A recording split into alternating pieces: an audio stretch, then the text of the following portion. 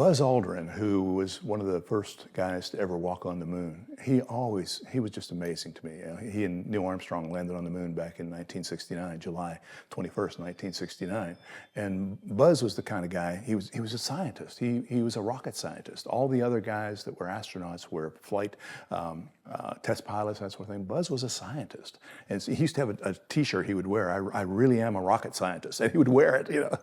But he was so smart and so great. But you know, I look up at the moon sometimes and say, I know a guy that walked up there. I lived with him and told his story.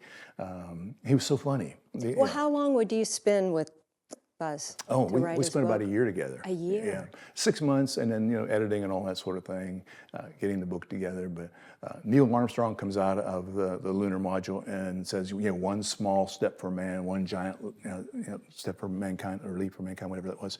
And Buzz gets out and looks around, and this is a difference in their personalities. He looks around and says, magnificent. Magnificent desolation. So that's what we called his book, because in a lot of ways his life was like that. People don't know it, but Buzz, he really, when he came back from the moon, he couldn't get a job.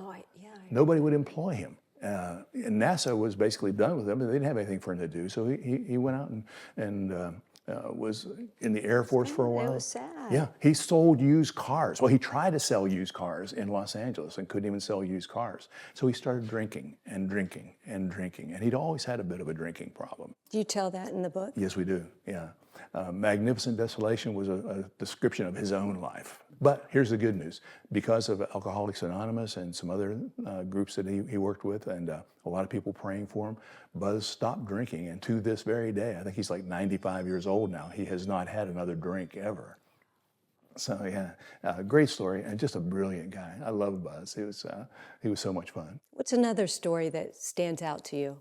Randy Travis, I love working with Randy Travis. I've read your book. Oh, well, thank you, thank you. Well, you know, that was a different one too, Terry, because, I mean, as you know, Randy had a stroke back in 2013. After he'd had all those colossal hit records, you know, Forever and Ever, Amen, and so many others, you know, On the Other Hand, and so many great songs that Randy had recorded, but he couldn't tell me about them. So I had to go all over Nashville, finding friends and other musicians that worked with Randy, and I got the stories from them, and I'd bring them back to Randy and say, Randy, is that right? And he knew if they were right or wrong. He'd say, yup, yup, nope, nope. He could only say a couple of words because of the stroke. He can say yup and nope. He can say thank you, and he can say to Mary, I love you, and then also he'll say hot mama to Mary. He calls her hot mama. I love it. But he was so great and so gracious and one of the kindest men that I've ever worked with.